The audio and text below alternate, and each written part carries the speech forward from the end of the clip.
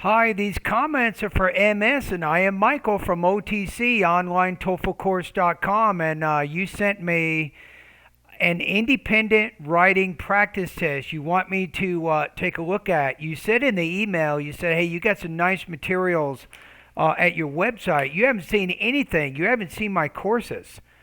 If you look below my name in the email, I have TOEFL private lessons, a TOEFL speaking and writing feedback service, and then I have the famous what I call my online TOEFL course, a 7-step system to pass a TOEFL IBT. It has all of the lessons that you need to improve your English to get the dream score you've always been looking for. All right, so I got the essay right here. So I put your score at 3.5 out of 5, 22 points out of 30. Okay, so if we look at the rubrics here, I'm going to try to explain to you why I gave you the score that I did here. So let's take a look right there. So I put you in the 3 range, right? Okay, so I think here, this one idea says may demonstrate inconsistent facility in sentence formation and word choice and then result in a lack of clarity and occasionally obscure meaning. I think that's a problem that you're having right now. Another one maybe you can probably do a little bit better job with the connection of ideas. I think that's something else that you want to take a look at there. And then maybe accurate but limited range of sentence structures and vocabulary. So those are some of the problems that I think you're having right now, right? And I'm going to look at your essay and demonstrate or illustrate through maybe 2 or 3 examples what this inconsistency consists of. So basically your essay is answering the question, teachers should be paid according to how much their students learn. Do you agree or disagree with this idea? Right, so the first problem I have is this sentence right here. I feel this way for 2 reasons, which I will explore in the subsequent paragraphs. I've seen this literally hundreds and hundreds and hundreds of times over the last few years. I've even seen this sentence. For example, my personal experience is a compelling example of this. So if you create a 20-word thesis, right, and your thesis here is 1, 2, 3, 4, 5, 6, 7, 8, 9, 10, 11, 12, 13. It's 15 words. Usually if you go about 20 words or more, that's an original thesis usually. But this one you copied from somewhere, probably TOEFL resources, I'm guessing.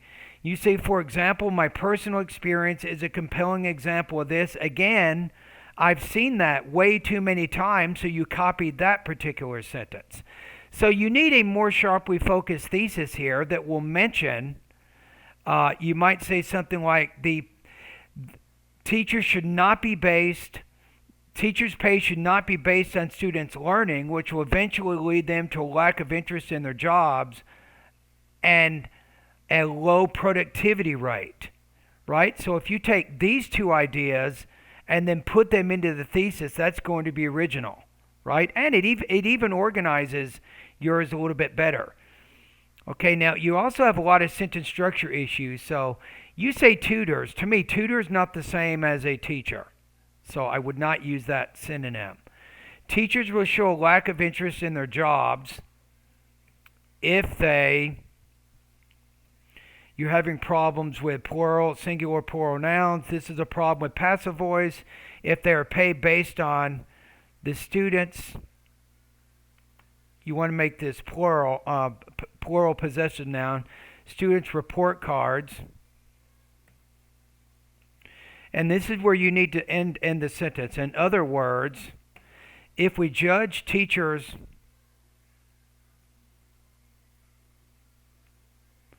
If we judge a teacher performance with every student's performance in the class, then it is not good because not all the students may gain a high score. Right? So you said, for example, right? And what does this do? It doesn't even do anything. I don't know why you put that in there. Just say, for example, and then introduce your idea. Then it gives you more time for your details. For example, 3 years ago, I was the best science teacher in a reputed college as teaching, and I think you're talking about something in the past. Teaching was my passion. Here you can either put a period or a semicolon. Semicolon will work. Still, I left my teaching job because in that college there was a criterion for the criterion for all educators. Maybe use a colon here might work. If a single student failed in the exam, a teacher would not get, you want to say, I'm going to put would not get promoted in the job.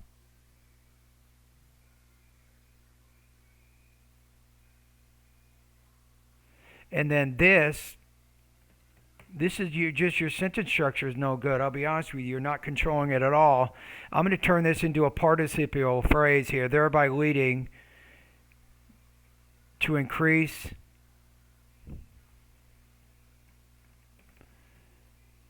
teacher stress and anxiety,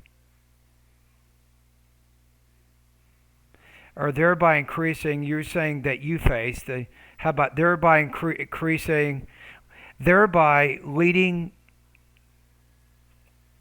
let's get rid of this.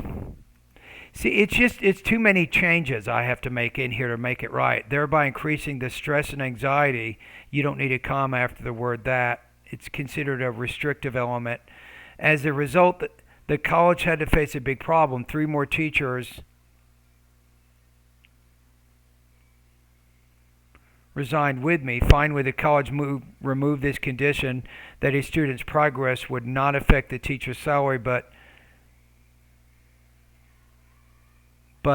you want to say, but because of this incident, I am not interested in the teaching profession, you might say, anymore. So this is why I'm giving you a 3.5. If I go through the next paragraph, it's the same thing. We have just too many problems in there, too many different problems with either word choice, sentence structure, either you're missing words, you're not controlling your punctuation very well. So that's why I gave you the score. So I think if you create a more specific thesis, make sure you're not copying sentences from any website.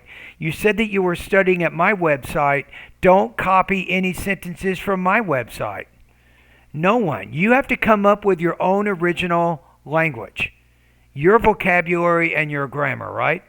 So a better thesis, I think, better control of your sentence structure, grammar, and word choice, and I think that you can score higher. All right, and thank you for doing this practice test.